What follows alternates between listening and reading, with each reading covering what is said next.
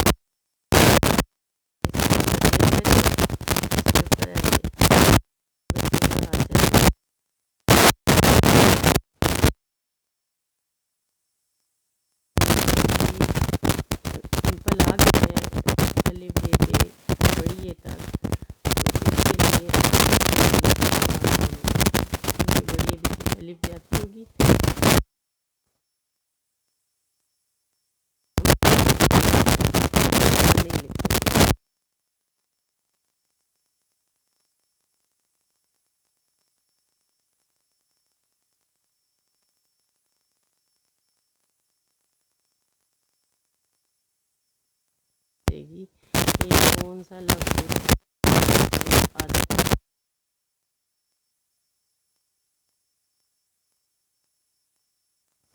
ٹے سے جیم سے ہے کیا ہے سین اور شین، آدھی شکل میں کیا ہے سین اور شین۔